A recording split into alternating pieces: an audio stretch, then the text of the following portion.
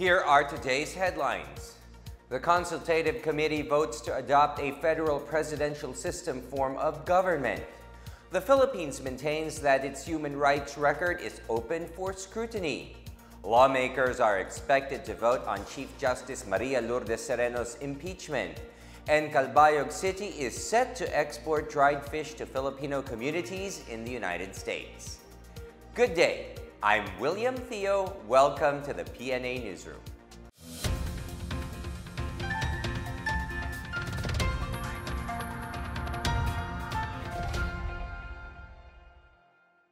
A federal presidential system which is familiar to Filipinos will be the Philippines' form of government once federalism is adopted through charter change.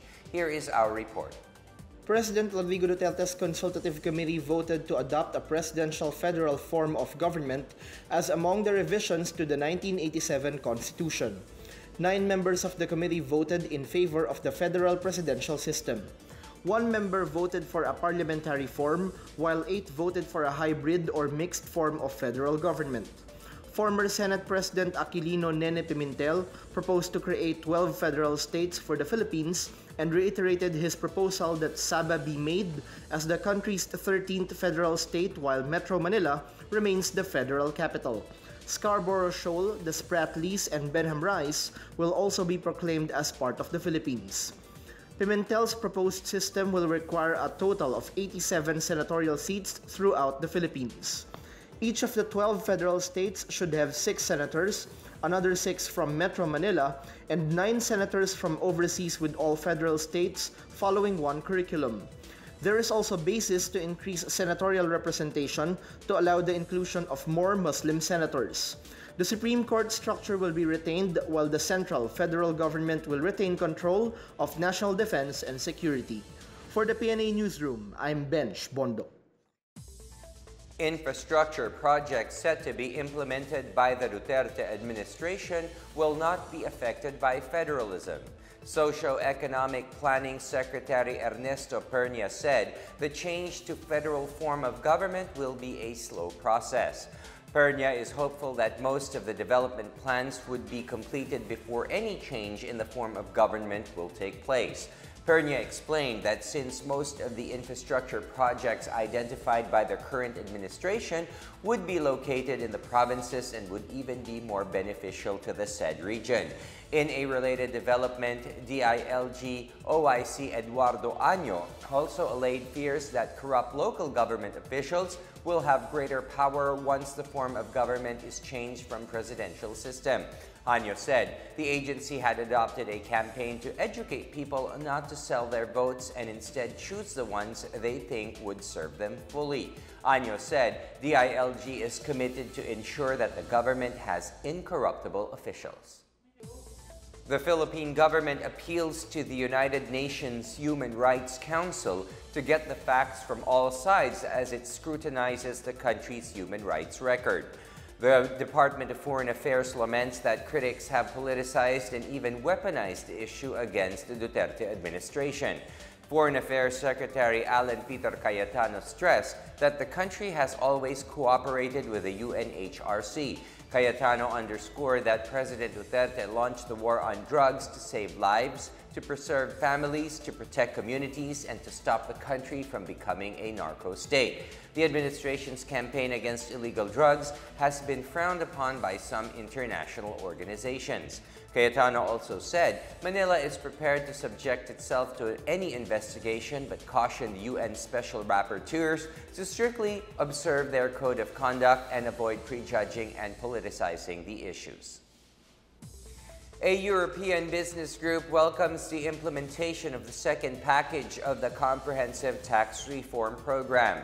The European Union Philippines Business Network, or EPBN, commended the Duterte administration for the implementation of the train law, which lowered personal income tax and provided offsetting measures. The second package aims to lower corporate income tax and modernize fiscal incentives. EPBN Project Director Florian Gauteng said the Philippines has the highest corporate income tax rate in ASEAN, which makes it challenging for investors to shell out money. Gutain said that the Philippines will continue to risk losing out on more foreign direct investment unless it becomes more tax-friendly and cost-efficient. The business group also called for simpler tax systems and mechanisms that will prevent tax evasion. Finance Undersecretary Carl Kendrick Chua said that under the proposed reform, the government would continue the existing income tax holiday but with no extension. He said Package 2 would address inequality and inefficiency of the current tax system. The Bicol region claims to have enough rice despite the looming threat of a rice shortage in the market. Here is our report.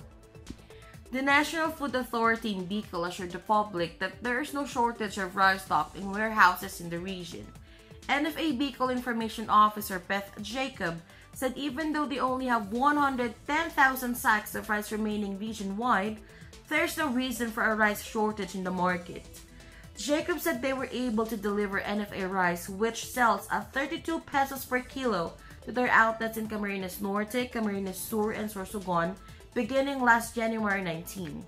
They expect that the 250,000 metric tons of imported rice will arrive by April to boost regional stocks. Only Albay supply is affected as the selling of NFA rice was suspended to give priority to evacuees of the Mayon eruption. Meanwhile, the stocks of commercial rice in the market total over 300,000 bags, while those in households are less than 1 million. Bicolanos consume 40,000 sacks of rice daily. For the PNA Newsroom, I am Pamela Marie Zeminiano. Still to come, lawmakers are expected to vote on Chief Justice Sereno's impeachment next week. Ilocos Norte opens the hiring of tourism ambassadors this summer. These and more when the PNA Newsroom continues.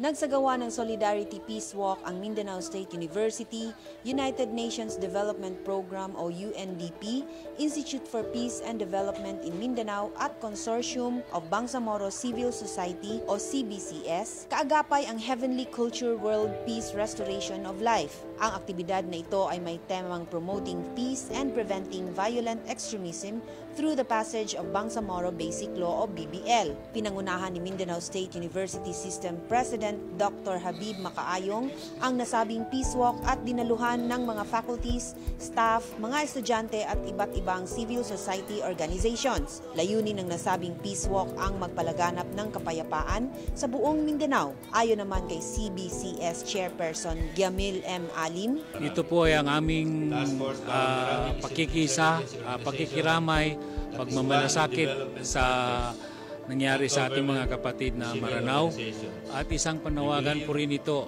na atin nang gawin ang lahat ng ating kayang gawin para tapusin yung mga karahasan dito sa Mindanao.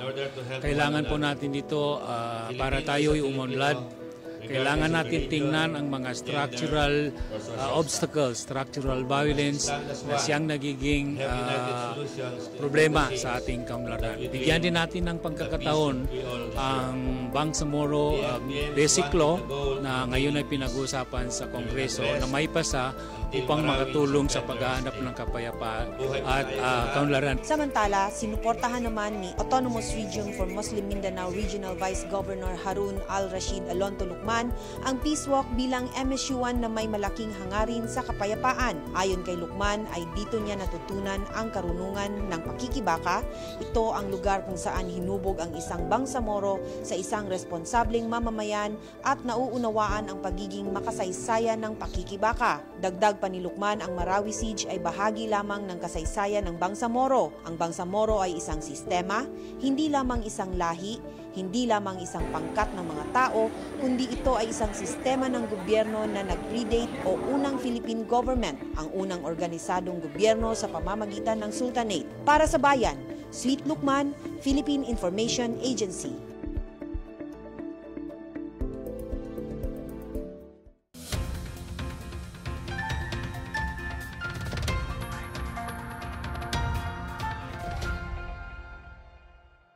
Chief Justice Maria Lourdes Sereno is going on leave in March as she faces her impeachment complaint.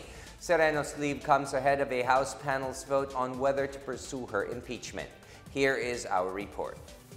The House Justice Committee is set to vote next week on probable cause in the impeachment complaint against Supreme Court Chief Justice Maria Lourdes Sereno.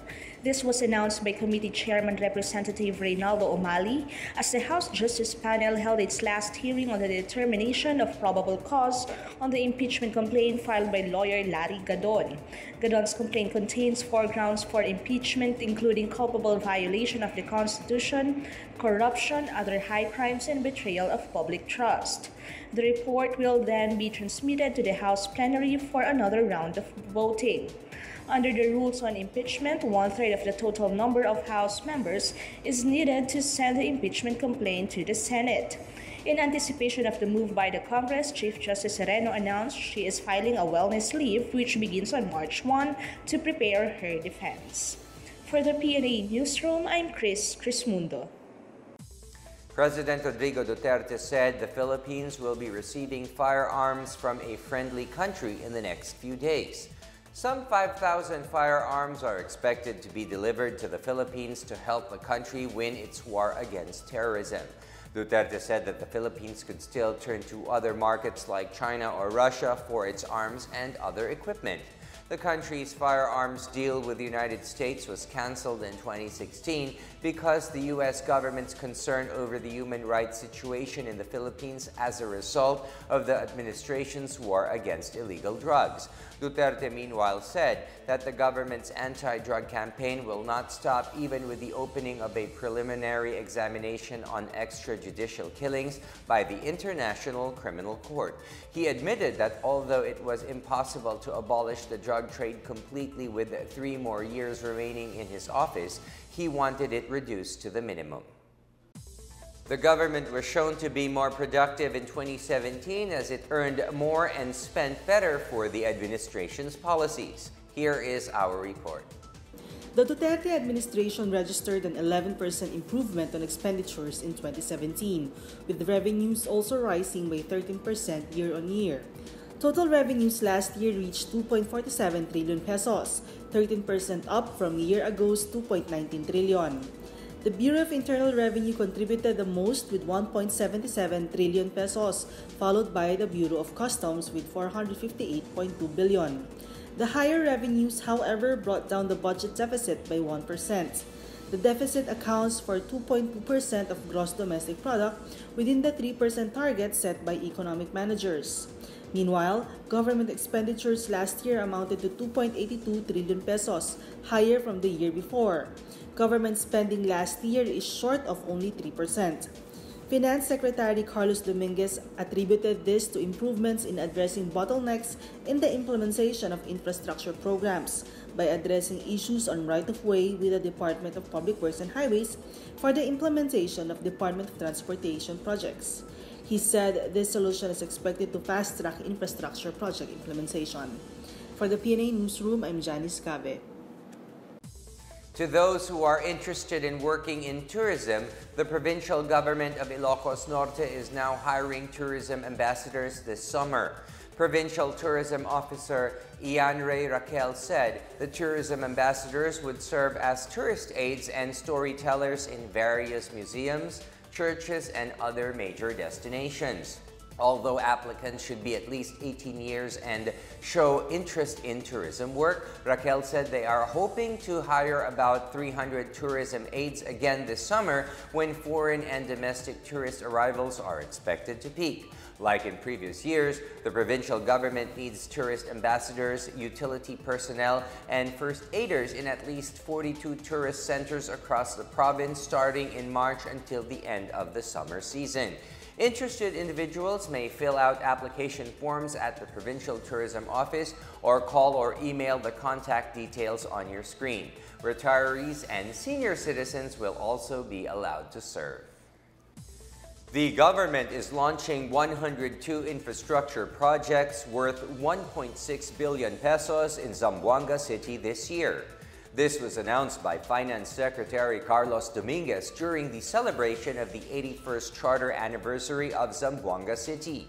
Among the planned projects is the 36-kilometer bypass road that will serve as alternative route for businesses in the Zamboanga Peninsula. It will also ease up transportation of goods to the Zamboanga Special Economic Zone. Dominguez also vowed to support the plan to transfer the Zamboanga International Airport to a new site in Barangay Mercedes. He, however, requested the city's congressman to file laws that would fast-track the new airport project. Up next, President Duterte calls for a compromise on the issue of labor contractualization. Calbayog City is set to export dried fish to Filipino communities in the United States. These and more when the PNA Newsroom returns.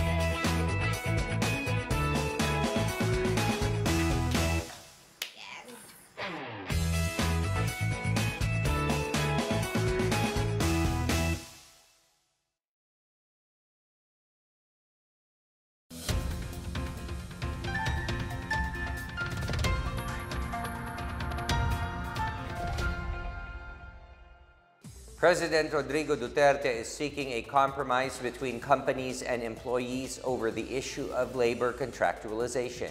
Here is our report. President Rodrigo Duterte promised in the campaign trail to end labor contractualization, but for now, he is seeking a compromise. Duterte stressed how difficult it was to force employers to abolish ENDO completely. I don't think that I can really give them all kasi hindi na natin mapilit yung mga kapitalista na kung walang pera o ayaw nila o tamad, don't make it hard for them to run the business the way they like it because of their money. The president explained that ENDO is difficult to implement because of the sheer number of people seeking employment. The end of contractualization, Duterte said, may force companies to shut down, causing more people to lose their jobs. Duterte also pointed out that unlike in other countries, there were only a number of companies in the country that absorb human resources. The president is needing more time to sign an executive order to abolish labor ENDO. Labor groups earlier called for an end to labor contractualization through the issuance of an executive order that will give them security of tenure, self-organization, collective bargaining, and peaceful concerted activities. As a response, Duterte assured the government will do its part as a champion of labor rights. For the PNA Newsroom, I'm Abs Abando. In celebration of National Women's Month this March, Defense Secretary Delfin Lorenzana hailed the role of women in the development of the country. Lorenzana called on Filipinos to pay tribute to women, their strength and achievements, as well as their capacity to take part in the government's commitment of compassion and change. He commended women for their achievements and roles in their respective fields and in various industry sectors. He also noted that the Philippines recognizes the role of women in nation building and ensures equality and fair opportunities for women as it is with men. Lorenzana called on the public to foster an environment that empowers women and brings about change that works for their benefit in society. Nature-loving athletes will be rushing to Boracay for the 9th edition of the Skyathon Beach Run on April 21. This year's run, along with the shores of the island, aims to promote responsible tourism among locals and foreigners.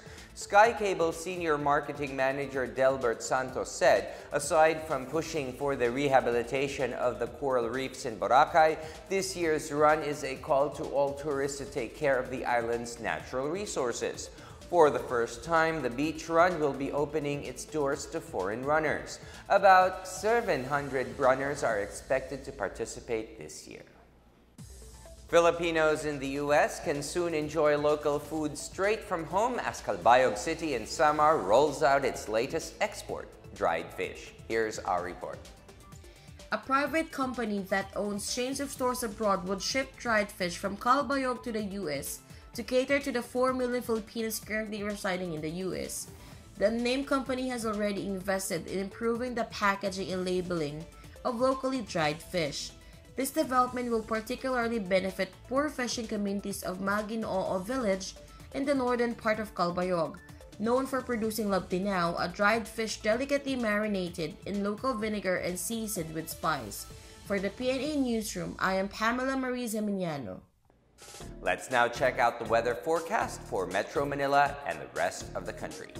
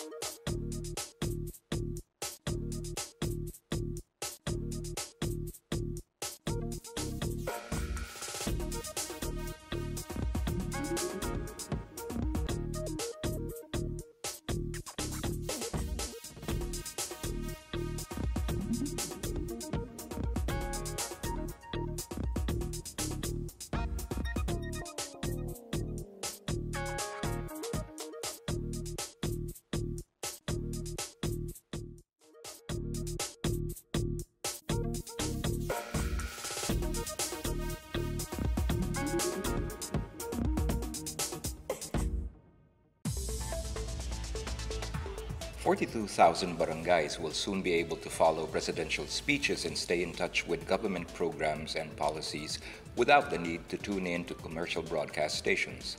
Presidential Communications Secretary Martin Andanar himself announced the good news at the Liga ng mga Barangay Assembly on Wednesday. The proposed set-top boxes to be deployed are part of the government satellite network approved by President Rodrigo Duterte in December of 2017. These set-top boxes also come equipped to receive internet service and will allow residents from far-flung barangays to speak to the President via the GSM. The proposed project, which will undergo a Swiss challenge, will be part of PCOO's integrated services combining print, radio, television, and internet services as a way to disseminate real information and counter fake news. In the related development, the PCOO and the DILG will also provide information officers to each of the 42,000 barangays around the country. For the PNA Newsroom, I'm Abs Abando. Here's another look at today's headlines. The Consultative Committee votes to adopt a federal presidential system form of government. The Philippines maintains that its human rights record is open for scrutiny. Lawmakers are expected to vote on Chief Justice Maria Lourdes Sereno's impeachment. And Calbayog City is set to export dried fish to Filipino communities in the United States. Thank you for watching another episode of the PNA Newsroom. To check out these and other stories, visit the PNA website or follow the Philippine News Agency on Facebook and Twitter. For more stories about the government and all that it is doing for the Filipinos, look for these hashtags on all of our social media platforms and websites. And that's your daily dose of the hottest news and the latest information that you need to know from the PNA Newsroom. I'm William Theo. Good day.